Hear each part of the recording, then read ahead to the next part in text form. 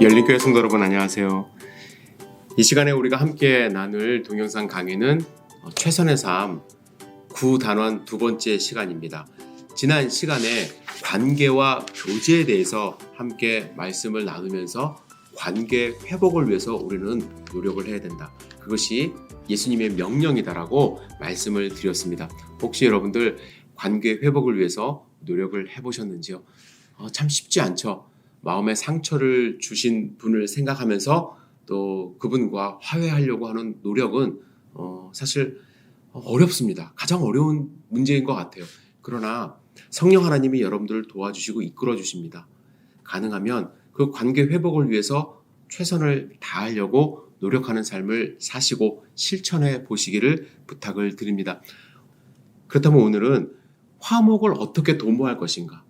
교제를 통해서 화목을 도모하는 방법에 대해서 함께 공부를 해보기를 원합니다. 교재를 잠깐 읽어드리도록 하겠습니다. 우리가 하나님의 일을 하며 하나님의 자녀들과 좋은 관계를 유지하는 데 있어서 가장 큰 장애물은 용서하지 않는 마음입니다. 이런 마음의 태도는 화목을 이루지 못하도록 합니다. 이것은 많은 충성스러운 그리스도인들이 오랫동안 짊어지고 온 짐이었습니다. 그러나 지금은 그 짐으로부터 해방될 때입니다. 용서는 당신의 삶에 승리를 가져오며 당신의 삶의 영향권 내에 있는 구원받아야 할 영혼들을 위해 가장 중요한 발걸음입니다. 하나님의 말씀인 성경은 화목을 도모하는 방법에 대하여 분명한 명령과 교훈을 주고 있습니다. 다음과 같은 단계를 하나씩 밟아서 화목에 대한 안내를 함께 받아보시기를 바랍니다. 여러분, 화목은 하나님의 명령입니다. 원수까지도 사랑하라고 말씀하셨습니다. 어떻게 할 것인가? 오늘 함께 공부해 보도록 하겠습니다. 먼저 그리스도인의 책임에 대해서 여러분들이 마음 가운데 새기셔야 합니다. 하나님은 우리에게 책임을 주셨어요. 어떤 책임이냐? 히브리서 12장 14절에 모든 사람과 더불어 화평함과 거룩함을 따르라. 모든 사람이라고 말씀을 하셨습니다. 우리에게 그러한 책임과 의무를 주셨어요. 하나님의 명령이기 때문에 우리는 그 명령을 따라 수행해야만 합니다. 첫 번째, 당신에게 잘못이 있든지 없든지 당신과 어떤 문제에 있어서 대립되고 있는 사람과 화목하기를 노력하십시오. 여러분, 지금 현재 어떤 문제로 인하여 갈등이 있습니까? 화목하려고 우리 함께 노력하기를 부탁을 드립니다.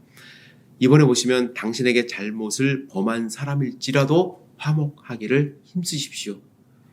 여러분들이 피해를 받았다 할지라도 어떻게 하면 우리가 화목할 것인지에 대해서 고민해보고 화목하기를 노력해야만 합니다. 마음 가운데 정죄하고 또 심판하려고 하는 그런 마음이 아니라 관계를 회복하려고 하는 그런 노력이 최소한 있어야만 하는 것이죠. 모든 그리스도인들과 화목한 관계를 유지하려고 노력하십시오. 참 어렵습니다. 여러분들 교회는 그런 곳인 그렇게 좀 분란이 있는 것이 어떻게 보면 당연할 수도 있어요. 왜 그러냐면 죄인들이 모인 곳이잖아요. 우리가 하나님의 자녀로 부르심을 받긴 했지만 여전히 죄성이 우리 가운데 있는 사람들이 모인 곳이 바로 교회입니다. 교회는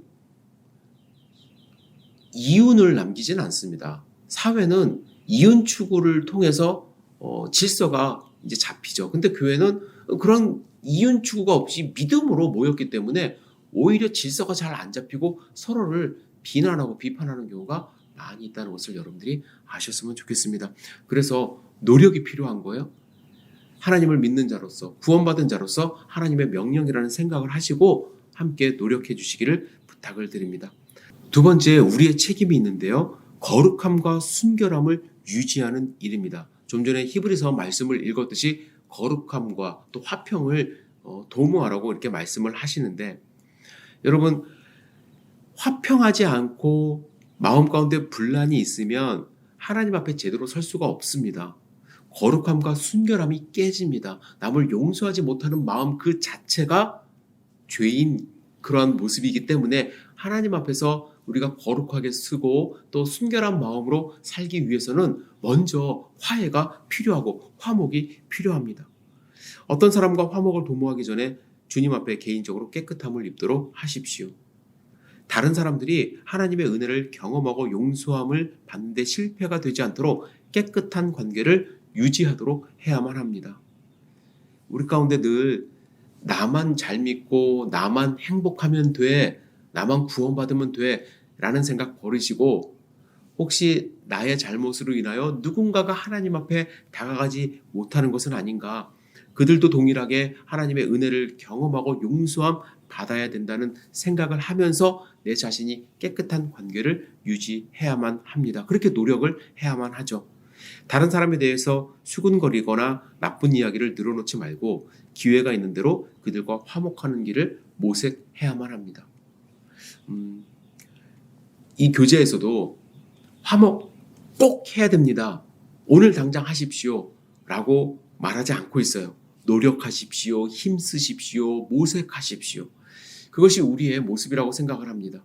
우리는 하나님이 아니잖아요. 하나님께 올려드리며 하나님이 해결하실 수 있도록 우리는 기도하고 최선을 다해서 노력해야만 합니다. 야곱이 에서와 관계를 회복하기 위해서 야곱이 한 일은 최선을 다한 거예요. 예물을 보내고, 어떻게 보면 참 치졸해요. 자기가 에서가 무서워서 가장 마지막에 서고 가족들 앞에 세우고 뭐 양들 앞에 세우고 가축을 앞에 세워서 예물을 먼저 보냅니다. 그런데 그러한 노력을 하나님이 보신 것 같아요. 그래서 하나님이 이미 에서의 마음을 다 녹여주셨어요. 관계를 우리가 회복하려고 할 때 두렵습니다. 우리는 괜히 관계 회복하려고 하다가 오히려 더 큰 싸움이 일어나는 것은 아닌가? 솔직하게 여러분들의 잘못을, 지난주에 우리가 배웠잖아요. 잘못을 시인을 하고 용서를 구하고 화목을 도모하는 그러한 모습이 있다면 하나님이 역사하십니다. 자, 3번 문제 보겠습니다. 당신의 책임은 다른 사람에게 쓴뿌리가 생기지 않도록 하는 것입니다. 우리가 화해하지 않고 용서하지 않으면 다른 사람에게 쓴뿌리가 남기도록 하는 행동이 될 수가 있습니다. 그래서 죄를 용서하지 않는 태도는 많은 사람들을 괴롭게 하는 악한 열매가 맺히는 쓴뿌리를 심는 일과 같습니다. 두 번째, 화목하지 않는 일은 관계를 점점 악화시키는 쓴뿌리를 뻗게 하는 일입니다. 나만 괴로운 것이 아니라 화목하지 않으면 상대방도 괴롭습니다. 그래서 그 쓴뿌리가 생기지 않도록 서로 노력을 해야 합니다. 1, 2, 3번. 화목의 책임이 우리한테 있다는 거예요. 다른 사람에게 쓴뿌리가 생기지 않도록, 또 거룩함과 순결함을 유지하는 것, 또 화목하게 하는 것, 그것이 여러분과 제가 갖는 책임임을 마음 가운데 분명히 새기시기를 부탁을 드립니다. 그렇다면 우리가 왜 화목을 해야 하는가? 화목의 근거에 대해서 간단하게 말씀을 드리고자 합니다. 첫 번째, 하나님이 용서하셨기 때문에 그렇습니다. 내가 다른 사람과 화목해야 되는 가장 큰 이유는 내가 용서함 받았어요. 내가 1만 달란트의 빚을 탕감받았습니다. 그렇기 때문에 우리는 나에게 혹은 빚진 자가 있더라도, 나에게 잘못을 한 사람이 있더라도 용서하고 화목해야 하고, 내가 누군가에게 잘못을 했다면 당연히 가서 용서를 빌어야만 합니다. 두 번째는요, 하나님과의 교제 때문에 그렇습니다. 하나님과의 교제. 여러분, 마음 가운데 화목하지 못한 마음이 있으면 하나님과의 교제도 잘 일어나질 않아요. 제가 어릴 때 형하고 싸웠어요. 부모님 모르게 형하고 싸운 다음에 부모님 앞에서 제대로 부모님 얼굴이 보이질 않죠. 예? 속에 막 울그락불그락 하는 마음이 있고, 또 형 이렇게 뭐 서로 눈치 주면서 분위기를 쎄하게 만듭니다. 부모님은 다 알고 계시죠. 그러나 제 마음 가운데 풀리지 않는 그런 울분이 있기 때문에 부모님과의 교제도, 부모님과 사이도 멀어지게 된 것을 경험했습니다. 여러분, 예수님께서 본을 보여주셨어요. 당신도 그래서 빛 가운데 공개적이고 정직하게 하나님과 동행하려고 노력해야만 합니다. 그것이 화목해야 되는 이유예요. 하나님 앞에 아무것도 숨기지 마십시오. 다른 사람들과도 빛 가운데 숨김이 없는 정직한 행동을, 동행을 하십시오. 이 말은 하나님 앞에서 당신이 죄를 고백하듯 다른 교인들 앞에서도 고해야 한다는 뜻입니다. 아까 좀 전에 말씀드렸듯이 형과 사이에서 화목하게 하려면 내가 잘못해서 미안해. 화해를 청해야죠. 그러한 삶을 살아야 또 부모님하고의 관계도 이제 원만해지고 가족이 화목합니다. 하나님 앞에서 내가 죄를 고백하듯이 우리 형제들, 자매님들한테 우리의 죄를 고백하는 것 참 중요하다고 생각을 합니다. 여러분 혹시 여러분들의 잘못 때문에 관계가 틀어진 것이 있다고 한다면 꼭 용서를 구하시기를 부탁을 드립니다. 하나님께서는 우리가 하나님과 다른 사람에게 교제의 문을 열기를 원하십니다. 하나님께 드리는 죄의 고백은 하나님과의 교제의 문을 열어줍니다. 마찬가지로 다른 사람에게 당신의 죄를 고백할 때 그 사람과의 교제의 문이 열리는 것입니다. 어떤 분들은 하나님께 나는 잘못을 고했고 용서함 받았기 때문에 당신에게 용서를 구할 필요 없어. 나는 이미 사죄함 받았어. 라고 생각하시는, 착각하시는 경우가 많이 있습니다. 여러분 밀양이라는 영화 제가 언젠가 말씀드린 것 같은데 전도연 씨의 주연으로 이제 아들을 죽인 살인마를 대하는 또 그래서 그 어머니의 갈등 그리고 교회 안에서 하나님께 기도하는 모습 그래서 이 살인마를 용서하기 위해서 이제 교도소로 찾아갑니다. 그런데 살인마하고 살인자하고 앞에 이제 앉아 있게 됐는데 이 살인자는 자기는 이미 하나님께 용서함 받았다라고 이야기를 합니다. 그래서 주인공의 이름은 제가 기억이 안 나는데 전도연 씨가 다시 과거로 다시 돌아가죠. 이런 하나님이 어디 있어? 내가 용서하지 않았는데 왜 자기가 용서함 받았다는 거야? 라고 하면서 이제 뭐 그러한 심리적인 갈등, 변화 이런 것들을 잘 보여주고 있는데요. 물론 하나님께 우리는 용서함 받을 수 있습니다. 근데 거기서 끝나서는 안 되죠. 진정한 회개는 돌이키는 거예요. 지난주에 우리가 삭개오가 4배로 갚겠다고 고백했듯이 나의 죄를 깨달았으면 그 사람에게 사죄하고 용서를 구하는 것이 맞습니다. 자, 화목의 근거로서 3번째 보시면 그리스도 안에서 화해의 4요소를 이야기하고 있습니다. 빌립보서 2장 1절을 읽겠습니다. 그러므로 그리스도 안에 무슨 권면이나 사랑의 무슨 위로나 성령의 무슨 교제나 긍휼이나 자비가 있거든. 그리스도 안에 우리가 살아갈 때에 이러한 것이 있다는 거예요. 이러한 것이 있기 때문에 우리는 용서할 수 있다고 이야기를 합니다. 권면이 있고 사랑의 위로가 있고 성령의 교제가 있고 성령의 긍휼하심이 우리 안에 있기 때문에 그것을 가지고 우리는 용서를 할 수가 있다는 것이죠. 성령께서는 우리에게 화목의 필요성을 깨우쳐 주십니다. 그리고 다른 사람들 마음 속에서도 똑같이 역사하신다는 것을 우리는 알아야만 합니다. 그런가 하면 성령께서는 다른 사람에게도 성령의 깨우침을 받게 하려고 여러분과 저를 사용한다는 것을 여러분들 아셔야만 합니다. 그래서 우리는 그리스도의 사랑으로 이러한 권면, 위로, 교제, 긍휼함을 받았기 때문에 그것을 가지고 다른 사람을 용서할 수 있게 되는 것입니다. 그래서 우리는 그냥 화목하는 것이 아닙니다. 하나님이 아무 근거도 없이 너 화목해 라고 하는 것이 아니라 하나님의 사랑을 입은 자로서 예수 그리스도 안에서 이 4가지 요소를 가지고 다른 사람과 화목하게 되는 책임을 수행해야만 합니다. 그렇다고 한다면 우리는 화목을 어떻게 할 것인가? 6가지가 있는데 이것이 정답이고 맞는 키는 아닙니다.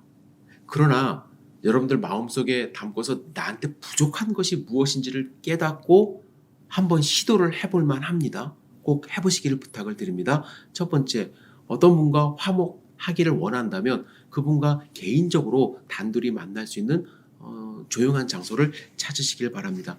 그리고 중요한 것은 2번째, 나의 부족함을 먼저 고백해야만 합니다. 고백할 때 올바른 자세가 있습니다. 잘못된 태도는 용서를 구하고 화목하러 나가서 상대방을 오히려 지적하는 것 절대로 안 됩니다. 그리고 용서를 구할 때 이렇게 말하지 마세요. 어쩌면 제게 잘못이 있을지도 모르겠습니다. 만약 제가 잘못이 있다면 이렇게 이야기하기 시작하면 못 깨달은 사람이 되는 거예요. 그래서 여러분 정말 성령 하나님의 인도하심으로 그 자리에 나갔다고 한다면 여러분들의 잘못만 이야기를 해야만 합니다. 그리고 여러분들의 잘못을 고백했으면 저는 하나님께 용서해 주시기를 기도했습니다. 하나님께서는 저를 용서해 주셨다고 믿습니다. 이제 저의 잘못에 대한 당신의 용서를 구합니다. 어떤 분들은 하나님께서 나를 용서해 주셨으니까 거기서 끝이라고 하면 안 된다고 제가 말씀을 드렸죠. 미량 이야기를 하면서 이제 하나님께서 저를 용서해 주셨다는 확신을 가지고 용서를 구하는 그러한 자세가 필요합니다. 용서를 받아야 돼요. 어떤 분들은 뭐 그런 거 갖고 그래요. 잊어버리세요. 그냥 없던 일로 합시다. 순간적으로 잊을 수는 있지만 진짜로 용서가 일어나지 않으면 또 그 똑같은 상황에서 똑같은 현상이 일어날 수가 있습니다. 그래서 가능하면 여러분들 용서해달라고 부탁을 드리고 용서함을 받는 화해의 모습이 있어야만 합니다. 우리가 하나님과의 관계가 회복된 것도 하나님의 용서함 때문에 그렇습니다. 그래서 여러분들 용서라는 단어를 사용하시고 저의 잘못에 대해서 사과드립니다. 그리고 언젠가는 당신이 저를 용서해 주시기를 바랍니다. 그 자리에서 꼭 용서해, 이렇게 용서 받아야 돼 라고 하는 것이 아니라 힘들어 하시면은 꼭 용서해 주시기를 부탁을 드린다는 말로 상대방에게 이야기하는 것이 중요합니다. 자, 고백할 때 잘못된 자세가 있습니다. 다음과 같은 말로 당신의 죄를 가벼이 하려거나 상대방을 무색하게 하지 마십시오. 우리의 관계에 대해서 많이 생각해 보았습니다. 그리고 제가 당신이 생각하는 꼭 그런 사람은 아닙니다. 제가 잘못한 사실 있지만 당신도 잘못을 범했습니다. 그래서 저도 이런 분은 안 계시겠죠? 당신 자기의 잘못을 이야기하면 되는데 꼭 그 사람의 잘못까지도 들춰내는 경우 절대로 있어서는 안 됩니다. 3번에 보시면 당신이 어떤 일로 인하여 잘못했는지를 물어보십시오.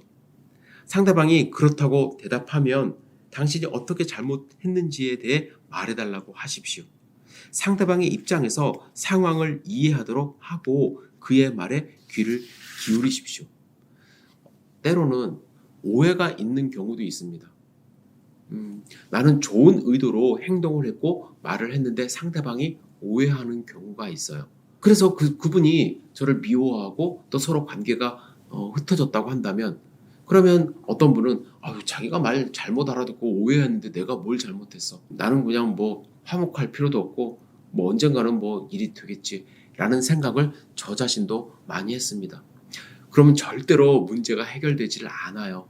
그래서 가능하면 원인 제공은 나니까 오해는 그분이 하셨다 할지라도 내가 가서 어떠한 부분에서 오해를 하셨는지 나의 말 실수였는지 나의 행동의 실수였는지 이야기를 경청을 하고 그 부분에 대해서 사과를 하고 왜 오해를 하게 됐는지 이해를 하기 시작하면 오해가 풀리지 않을까 이렇게 생각을 합니다.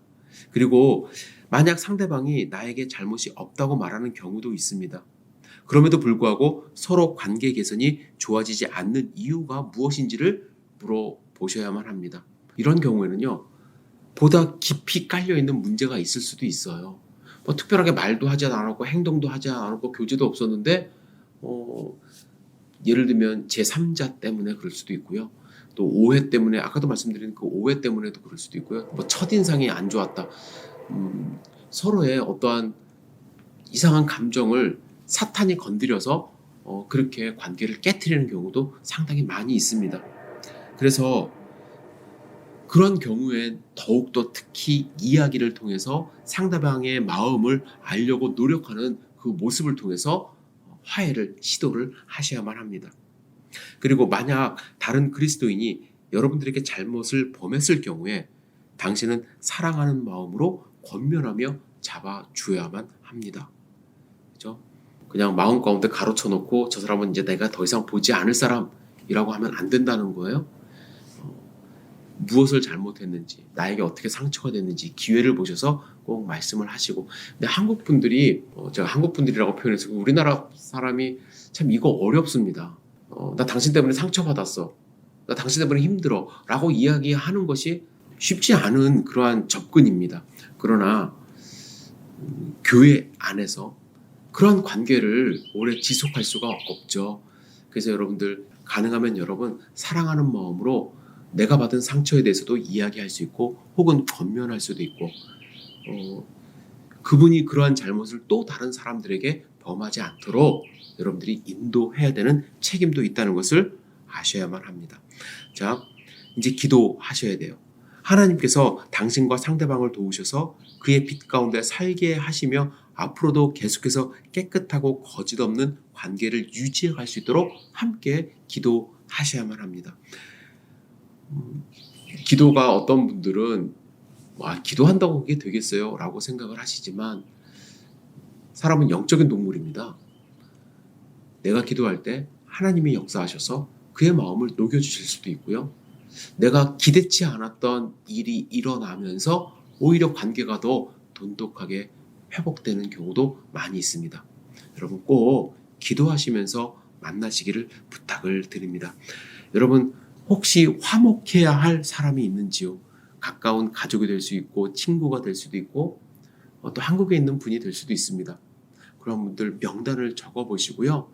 혹시 내가 이분과 왜 관계가 틀어졌는지, 내가 연락을 잘 안 해서 그런 건지, 그러면 오늘 한번 연락을 해보시고, 내가 이분과 관계가 틀어진 이유가 내가 말실수를 해서 그런가 한번 돌이켜보시면서 그분과 연락을 취하시고 그리스도 안에서 사랑을 전하시고 화목하게 하려고 노력하는 그러한 책임 있는 삶을 사시기를 부탁을 드립니다. 여러분 관계와 교제, 화목하게 하는 것 반복해서 말씀을 드리지만 참 도전적인 일이고 어려운 일입니다. 그래서 여러분과 함께 기도하면서 함께 나아가기를 원합니다. 저도 부족합니다. 저도 화목해야 할 일들이 많이 있고요. 또 저도 제가 잘못해서 제가 옹졸해서 화목하지 못한 그런 일들이 있습니다. 저를 위해서도 기도해 주시고 또 우리가 그래서 열린교회가 화목을 이루는 그러한 하나님의 교회가 되기를 함께 기도합니다.